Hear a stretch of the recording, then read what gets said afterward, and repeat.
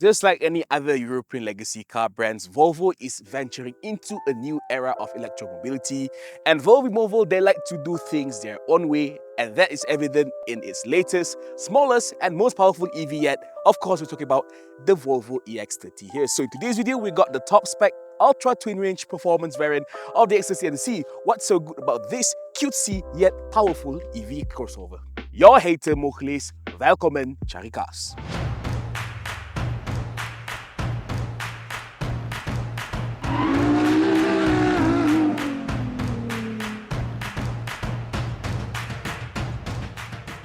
Right, in terms of design, you can see that the X30 is essentially a shrunken down version of Volvo's flagship EV SUV, of course, the Volvo EX90. Okay, at the front here, it gets a very similar face as the EX90, featuring this grilleless front look, but you still get the Volvo Iron Mark logo here. You get a pretty prominent low air bumper intake here, but of course, this being a Volvo, you also get this latest iteration of Volvo's tall hammer signature LED headlights. And if you notice, they also comes with this side vent, which is actually functional to help to cool the front brakes and the motors. Okay, now we move to the side profile. So all variants of the Volvo EX30 in Malaysia use the same 19-inch diamond cut alloy wheels, which you see featuring a more enclosed design for better aerodynamics. But what's interesting about this car is actually the side profile itself, because Volvo calls this an SUV crossover, but if you look at the side profile, it looks more like a hatchback than an SUV, don't you think? Especially if you look at the rear here, it comes with this very thick C-pillar, giving this car a very hatchbacky vibe. Same goes to the rear part here. You can see it comes with this C-shaped LED taillights with this LED strip, same as the X90. So overall, the car looks pretty nice, and in terms of dimension, it is actually the smallest among the three Geely AC82 platforms. Of course, we compared this car with the Smart Hatchback 1 and the Zeekr X. The Volvo EX30 is the smallest, but I would say it's the most prettiest looking. Unlike many other Volvo EVs of the past, you can see the Volvo EX30 gets a very minimalistic and a very Swedish cabin here. And Volvo has really taken a new step in designing the EX30 cabin, so does the EX90. Okay, first thing first, you'll notice that it's quite bare bone, it's quite empty at the front, where the only noticeable display here, of course, the central infotainment display that measures 12.3 inch. We'll get to that later. But in terms of design and everything, Volvo has really emphasized on using sustainable and recycled materials in designing the car. Okay, for example, you can see these denim blue inserts on the front seats, and of course inside the door cards are actually made from recycled polyester, whereas the main upholstery comes in the form of this man-made Nordico leather. And as far as man-made leather is concerned, I think this is one of the best, maybe on par with BMW's Veganza vegan leather. It feels quite plush, it looks quite plush, but the seats are actually quite nice too, because you can see the front seats, they shape almost like a semi-bucket seat with this very tall headrest, but unfortunately neither of them comes with ventilated or heated function, so that's a bit of a bummer,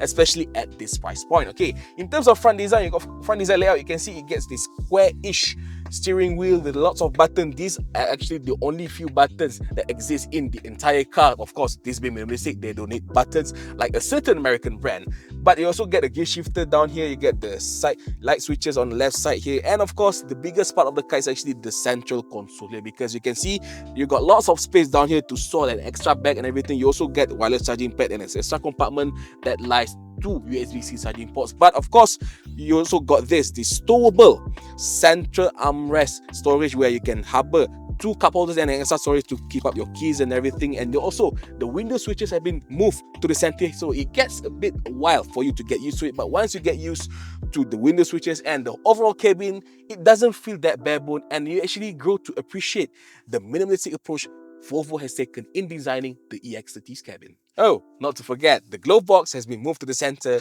and you can only open it using this dedicated button inside the infotainment.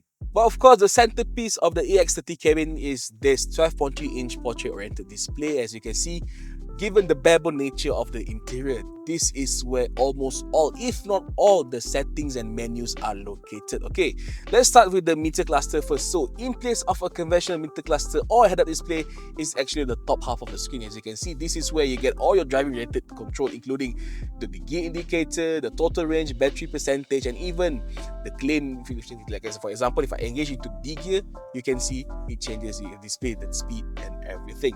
Okay, as for the rest of the screen, this is the interesting part, because Volvo is really known for their relationship with Google, and for the EX30, it comes with a new version of Google built-in infotainment system. And there I say this is one of the best, if not the best, onboard infotainment system that I ever experienced. Okay, Simply put, you don't really need Android Auto here because this is literally your phone. Once you log in into your Google account, you can see you can access almost all the menus, the apps and everything you can find on your phone. Like for example, you get the Google Maps built-in and you can just open Play Store to download any other apps available. Again, on top of that, you also streaming apps also available. Like for example, you got Spotify, you got YouTube here, so you can really play YouTube, but you can use it while the car is stationary. Once you're driving, you cannot play the YouTube video. But other than that, in terms of maps and everything, it actually linked down to your phone. So that, for example, you are typing a destination inside your phone, you can just send the destination or the direction into your car here so that you can just start navigating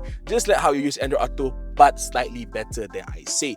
Okay, in terms of the rapidness and everything, other things, of course, you get all the driving settings, like for example, the quick control here, you can control all the mirrors and yes, even the side mirror adjustment, you can use the infotainment, and you also get some of the others function here. But the thing about this UI is many people complain because they're gonna lose their focus because you can really need to look at the screen here while driving. But Volvo, I've talked to actually the UX designer of Volvo, the head of UX Volvo during the launch of EX30. They said most of the function that you frequently use, they're gonna locate it down here. So these are the shortcuts for the most frequent use apps and everything. So for example, like the open the glove box, everything is just here. So it makes a bit of easy access, as well as the buttons for the driving mode or the driving setting and the climate control. So overall, yes, you really want a dedicated or a more convenient digital instrument cluster, but once you get used to this car, but you really need to familiarize, you really find this Google built-in screen is quite powerful and it's pretty usable, especially for Android users like me. But for Apple users, fret not, you still got wireless Apple CarPlay, and of course, not to forget, this thing hooks up to a 9-speaker premium Harman Kardon sound system, which sounds pretty nice. Well, predictably, life at the back seat of the EX30 is not really a spacious one because as you can see, you got very limited space at the back here. Well, with that being said, I'm standing 175 cm tall. You can see I've barely got some legroom because the front seat has been adjusted to my driving position, but headroom surprisingly is quite okay despite the hatchback body style of the EX30. Okay, other than in terms of amenities also, there's not much here to talk about because first thing first, you don't have a dedicated rear aircon vent, so you really need to share the aircon with the front passengers. And on top of that, you can see the flooring is almost flat, so meaning that theoretically you can harbor 3 adults, but I don't think so that will be a more comfortable thing. So 2 adults is okay, but I think for 3 passengers, maybe a small child in the middle should be suffice. Okay, in terms of amenities, you get 2 USB charging ports, and of course the window switches has been moved to the center here, and you also got a secret storage compartment down here, so you can remove this thing just to fill up something if you want. This is actually part of the stowable center armrest storage here, so you can actually share with the front passenger. This is quite unique, but of course I would rather see a dedicated center aircon fan here instead of this storage space. But other than that, there's nothing much to complain. This is a small car and you can really feel the smallness at the back seat here. Of course, this being a pretty small SUV crossover, the EX30 gets a pretty small boot space. As standard, according to Volvo, it measures about 380 liters, but you can expand it to over 900 liters once you fold out the rear seats. But you also get a dedicated lower part here just to store your cables. But in case you need enough space, there's also a small frunk measuring about 7 liters, so enough to fit your cable and whatnot. Alright, when it comes to powertrain and battery spec, not only the EX30 shares the same SEA2 platform as the Smart Hashtag 1 and the Zeekr X, it also uses the same dual motor all-wheel drive setup rated at 422 horsepower and a whopping 542 newtons of torque, allowing the car to go from 0 to 100 in just 3.6 seconds, which is actually 0.2 seconds faster than both the Zeekr X dual motor and the Hashtag 1 Brabus. Okay, in terms of battery, it uses a 69 kWh NMC battery pack that, according to Volvo, can garner this dual motor EV up to 450 kilometers of WLTP range. And in terms of charging, it supports AC charging unfortunately at 11 kilowatt only, but DC charging is kept at 153 kilowatt, allowing this car to go from 10 to 80% in just 28 minutes. Right, enough talk, let's drive. Alright, so now we're behind the wheel of the Volvo EX30 Ultra Twin Performance All-Wheel Drive CKD. In terms of driving, due to its low slung nature, because like I said earlier, this car is more like a hatchback than an SUV because the ground clearance is not really that tall. Driving dynamics, it really feels like you're driving a small EV hatch, which is quite good because as a result, the car feels very nimble, very agile, and you also sit lower to the ground, so it really gives you a very engaging driving experience. And there I say, the driving experience actually feels nicer compared to the #1 Brabus just because of one thing, the steering wheel design. Because yes, it looks kind of weird and kind of funny at first, but once you get used to it, the rapid shifting again, the feel of the steering wheel just feels nice. It really feels like you're driving a sports car, which this really is in terms of performance. And of course, in terms of handling and everything, right-hand handling, this is a top notch. I think this is like one of the best Volvo cars that I've personally tested, because of course the other Volvo cars I've driven all SUVs, and this is like a hatchback, so of course obviously it feels nicer. And actually this car is also the fastest or the most rapid Volvo ever at 3.6 seconds for 0 to 100, because it's actually faster than things like the EX90 and whatnot, and of course even compared to the C40 and the EX40 recharge EVs. Okay, of course, but unfortunately, when it comes to comfort and everything, once you get on the bumpy roads and everything, you can still feel the rebound, the suspension rebound, and the floatiness and the soft suppleness that many typical EVs are settled. Because, like it or not, although this is a small EV, it is still a pretty heavy one, because for the size of a car, this car actually weighs 1.9 ton, almost 2 ton, almost 2,000 kilograms for such a small car. It's pretty heavy, and you can sometimes feel the weight, especially on bumpy roads. I personally driven this car on the Suka highway, so it is quite bumpy. So in terms of comfort level for both drivers and passengers, this is more or less similar to things like the smart #1 Brabus, which is one of the weakest link for that car and for this car as well. But in terms of NVH, I have to say it is okay. You get very minimal tire noise. It's used the Goodyear efficient grip, not the best tire on the market, but it does the job pretty well. But once you get above the 100,000 or 100 kilometers per hour speed, you can really start to feel the wind noise and everything. But actually the more jarring thing is actually the aircon compressor here, because even during idle, like for example, I stopped at the traffic light, I almost thought that I was driving an ice powered car, because the vibration, the noise coming from the aircon compressor is quite noticeable, so much so I thought I was driving a plug-in hybrid instead of a full EV. So, but other than those two things, this is a very delightful driving machine for you to have.